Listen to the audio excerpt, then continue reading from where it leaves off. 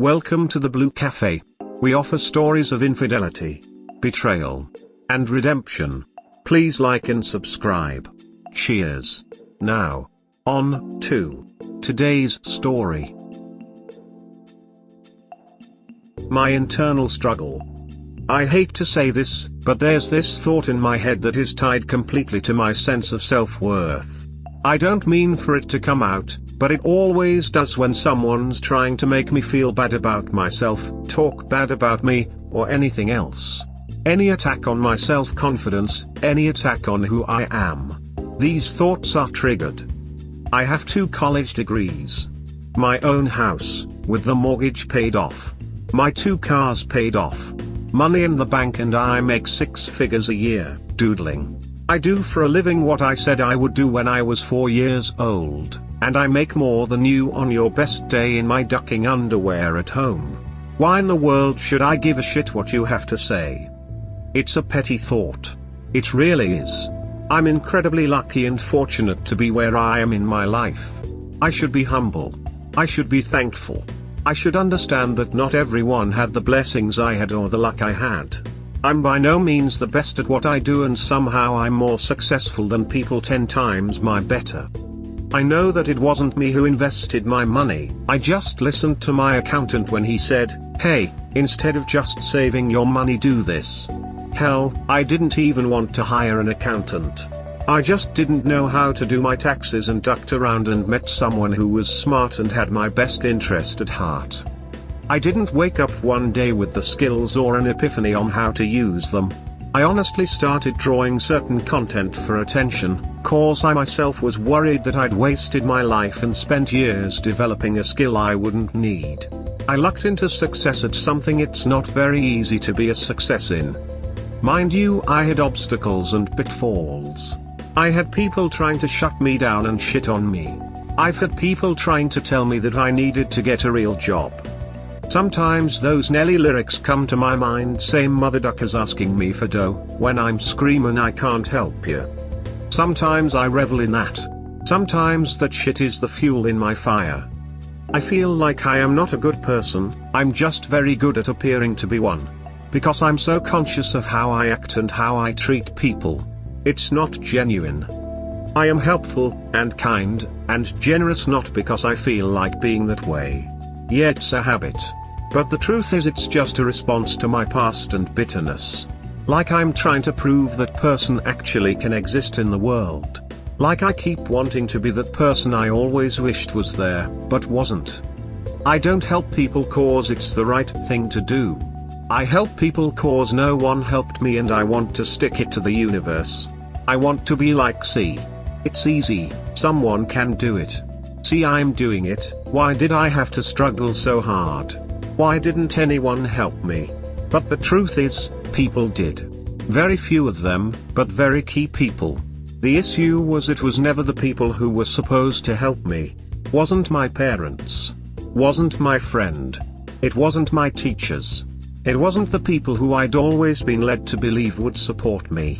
It wasn't the people I loved and that bred this kind of resentment. I love my mom and dad. But they never believed in me or my path.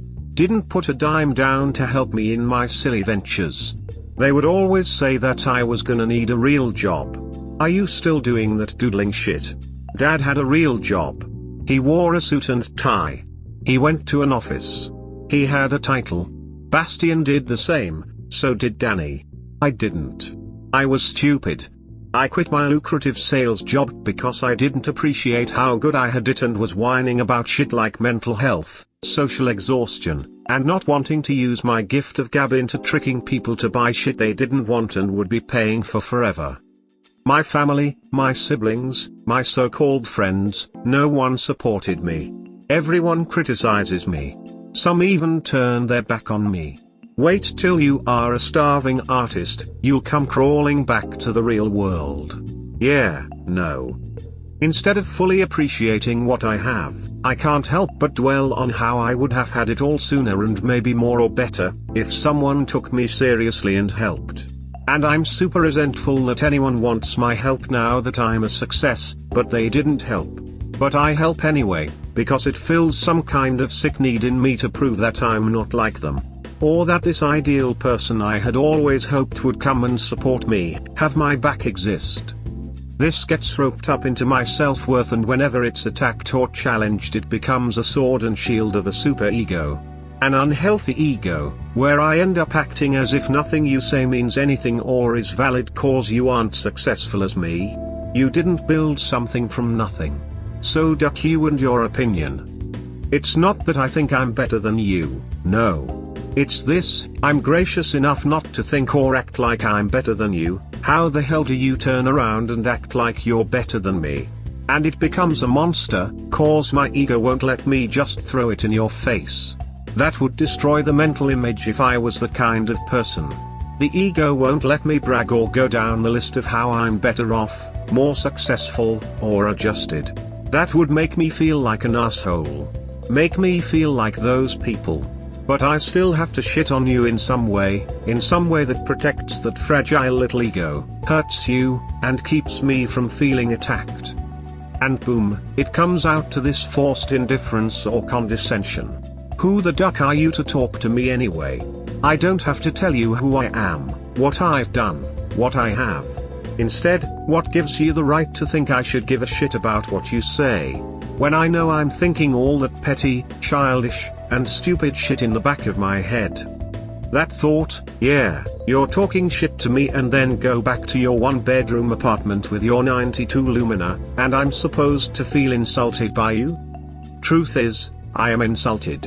And it does still sting more than it should, and I'm not indifferent, and I have no idea why I still care so much. On the outside, I seem cool as a cucumber.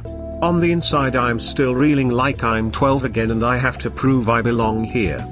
And despite all my success, despite having accomplished most of what I've wanted, my pretty wife, my kid on the way, my nice house, my cars, my expensive toys and memorabilia, despite the respect and adulation I receive for being the guy who volunteers, donates, helps out, and a pillar of the community, I still sometimes go home and look in the mirror and only see that little boy who didn't belong, was never liked, and was always underestimated and discounted.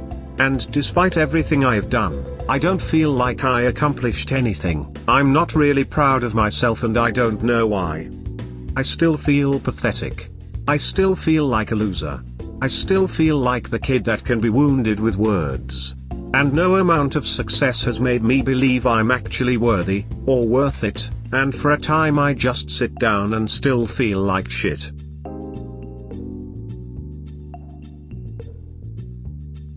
What would it take for you to be proud of yourself? Imagine your child. What will make you proud of your child? I bet you will be proud of their character and will carefully cultivate it. I remember the gist of a quote but can't remember who said it, but it went along the lines of people not remembering much about your achievements and more that they will remember how you made them feel. My child won't go through what I went through. I'm gonna listen when he's uncomfortable. I'm going to encourage his dreams even if I don't agree with them. Probably help him navigate balancing what's needed. And I'm certainly going to understand his confidence and self-worth can be shaken by repeated put-downs, disrespect, and bullying. My dad was a good dad, but his idea of man up and endure really hurt me. I'm not gonna do that with my kid. I believe that nurturing this child may give you what you are looking for. Hey, have you considered therapy? I don't even know you in person, and I hold you in high esteem. I am a bitter, old widow, and a very tough nut to crack, but you've earned my respect. I really wish you could earn your own. I'm in therapy. Old hoss, you are not pathetic. You are not a loser. And yes, you are a good guy. Fellow homeowner without mortgage, lovely wife, 2 degrees and paid off cars, sadly no 6-figure income, but hey, not missing any meals either, here. As far as the world judges, you are what you do, and you do better than most. Also, the world does value what you do. Or you would not get that big income. But you do need a therapist, no shame there, to help you get a better perspective. You have invested in your finances, and obviously done well, now invest in your well-being to be happier. And feel free to PM me if you want. Good luck and best wishes.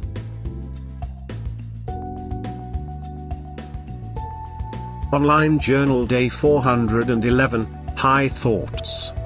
I will preface this with I am high as duck right now. Gummies. I have gotten high a lot lately. Not to cope, but just, I don't know. To stop my thinking. I have general thoughts and very deep thoughts when I'm high, but it's about random shit or things in my immediate vicinity, not the soul-crushing existential dread I always feel when I'm not high, or how my brain superanalyzes everything going on around me. So since I'm high and I'm thinking about some things, I'd like to share them. Why I write on Reddit. I like sharing but talk too much Earl. So IRL I don't talk much and it kills me, because people will like me less if I talk or share my ideas. Some people say I think I'm smart. Or that I think I'm better or arrogant. I say that, but that's not what they say anymore, because now I'm quiet and keep my thoughts to myself. I just act. I am not natural in real life. I am always wondering how I am being perceived and how this behavior will end up negatively for me, and it colors how I treat people. I treat people better than they deserve to be treated for a number of reasons. Which is probably something I should talk to my therapist about, but I'm not sure if it's a problem. Like maybe I'm overthinking it. But I write on Reddit cause I can just word vomit my thoughts. If someone wants to read it, they can. If they don't, and no one will accuse me of talking too much or not like me for talking too much, and I can finally say what I'm thinking cause I don't IRL, but I'm always desperate to speak. But I don't because people don't like it when I speak, cause I don't readily know when they want me not to speak after wanting me to speak. So, I don't speak. But I speak here. My life is crazier than most. I am in a ton of crazy situations because I don't mind my own business enough. I like helping people. It makes me feel good. It makes me feel bad when people think I like helping people or that I am doing good for other people cause I want to feel better about myself than other people. Helping people makes me feel better about myself, but it also makes me feel good to see other people doing good. Because I don't like that the world is generally ducked up. People are selfish. People are mean. People spend all their time trying to justify why they are selfish and mean. Why kids don't have to appreciate or respect their parents. Why we don't need to be good to one another, and I feel like I'm crazy cause I haven't come to the conclusion other people have. I can help, so I should. I don't need help in return. Just be nice. Smile, a thank you is nice. I don't need anyone to do for me or mirror me back, just be nice. If I help you, don't be an asshole to other people. Someone did something nice for you. Be nice to other people. So they are happy too and they can be nice. This makes sense in my head, but I'm not explaining it very well. I am successful and actually smart. I know these two things to be true, but I think I am subconsciously always double checking to make sure they are still true. I know why I care so much about the former, but I am not sure I know why I care so much about the latter. Was that intelligent to do? Was that intelligent to say? Was it intelligent to do it that way? What would other intelligent people do? Is it clever? Do you get the maximum amount of positive or expected response with the littlest or cleverest amount of effort? Do the most amount of people benefit from it? Winning is great. But did you win in a way that would also help other people win? That's better. That's smart. If you do not do this way, you are not smart, and if you are not smart, then you have failed because you cannot be successful. Successful requires you to be smart. Being smart is getting the maximum amount of positive outcomes for the maximum amount of people without harming yourself, and doing it in the most efficient, clever way that causes the most happiness for all involved and the least amount of pain. And I'm literally always thinking this way. It is actually exhausting.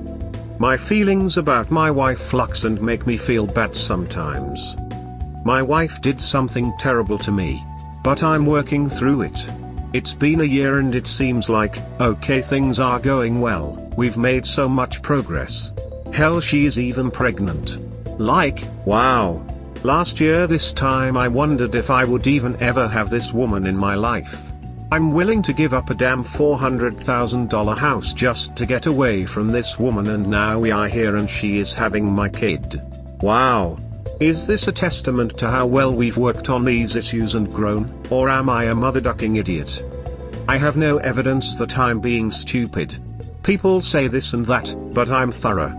Way more thorough than I should, because I don't want people to realize how deeply I think, plan, and execute ideas.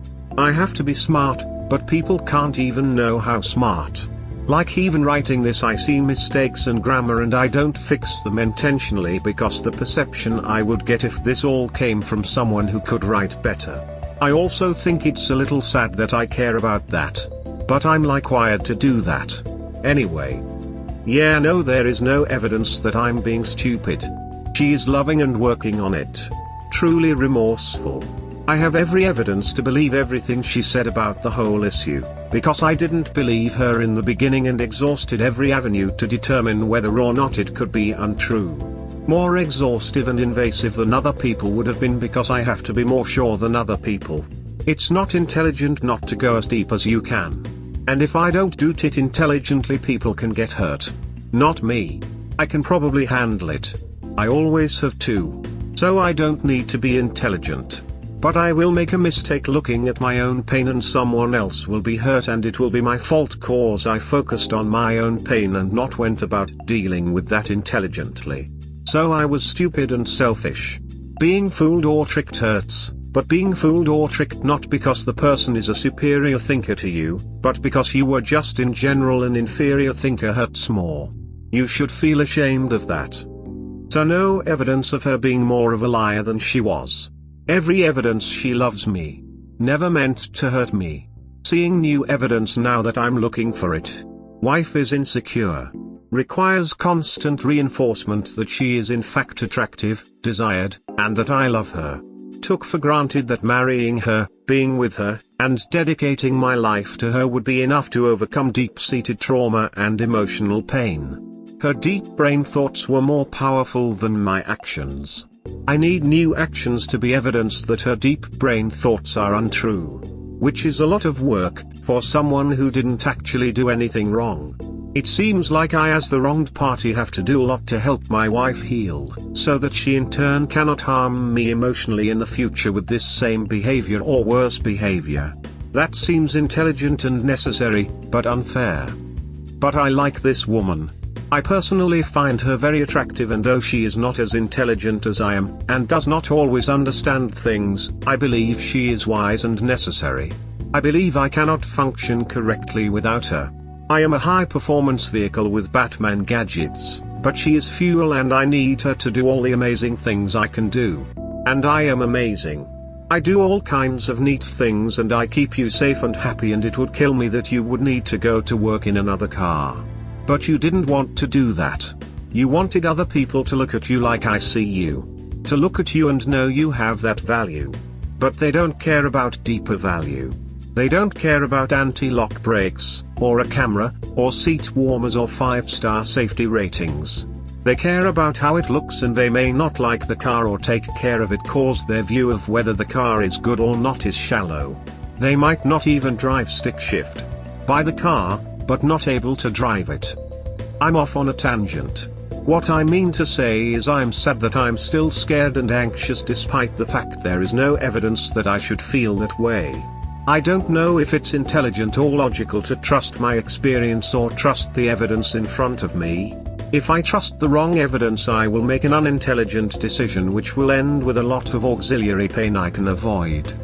I can't just be happy with a lot of things that I should be happy about. She is doing better. Working harder. Making me happy. But it's not easy to not think about and analyze everything down to an alarmingly deep level. I just don't talk about the fact that I do that so many people think I'm not nearly as vigilant as I am. I am still vigilant to an unhealthy degree. Not still checking in on her every communication, stopped a long time ago, cause after a point that is creepy. But I been vigilant in other ways. Anyway, I have more to say, but she is now home and I don't want her to know I have a Reddit. I will continue this if I remember.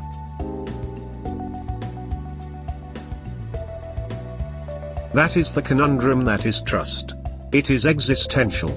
We all have to have trust to operate on a daily basis. She broke your trust. How do you fix trust? If she is completely trustworthy for the rest of her life, she is still capable of breaking your trust because she already has. Once that trust is broken, the car will no longer run the way it used to. Or hell, even worse, it will run exactly as well as it used to, but you don't trust that it will continue because it broke down that one time. Now you will always be waiting for the damn thing to break down again because that is what it did before. We base our trust on our experiences and interactions, and we give trust where we want to build it. Sure, the car was fixed and it runs like a champ, maybe even better than before because it got a tune-up along with the repair job it needed. But the damn thing broke down, so now you know it is capable of doing that. You have to trust it because you need it to go to the grocery store and your job, but you will never trust it like you did before it let you down by breaking down that one time. I just stopped by to reread your last post after catching your latest one, and I caught something you wrote that I felt I needed to comment on. I've followed your story for the last year. You showed her in every way with your actions that you loved this woman. You do not need to change your actions to show her you love her more / differently / better. She has to change her deep-brained thinking. If she doesn't get her shit sorted out, nothing you do will give her that reassurance she needs. She has to fix her self-esteem. That's it. There is no other path to a successful reconciliation for the two of you. You can't fix something for her, she has to fix herself. Dude, I've followed this journey you're on from day one. I can't think of any of the decisions you've made that I would do differently, not that I know everything. You've done your due diligence and seen the improvements with your own eyes. I think maybe it's time to give yourself and Amy a break. From my experience, having a child ramps up the anxiety, especially when they are first born. You'll analyze every cough and sneeze and little sound they make, worrying about if it's some major problem. Eventually, you will learn your children's noises, but that anxiety doesn't go away. My advice is basically just to trust in yourself and your instincts. They have taken you this far successfully in life. Also, there is no need to give two shits about what 99% of the people in your life think about you. You know who the people are that are most important to you. Just keep doing you. My husband was much less intelligent than me. In things like spelling, reading, maths, etc. People called him a dumb redneck. He sure talked like one. He was also not my type.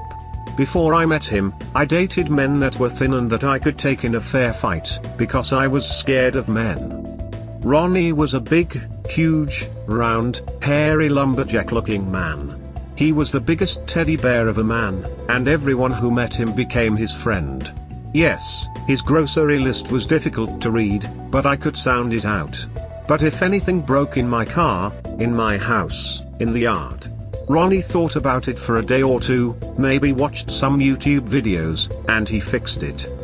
He was a welder, and when he got bored at work, he welded me roses out of scraps, and little people representing him and me, and just beautiful metal art. My point is that you don't have to be equal in intelligence to be successful in marriage. You just have to love each other. Everybody has value.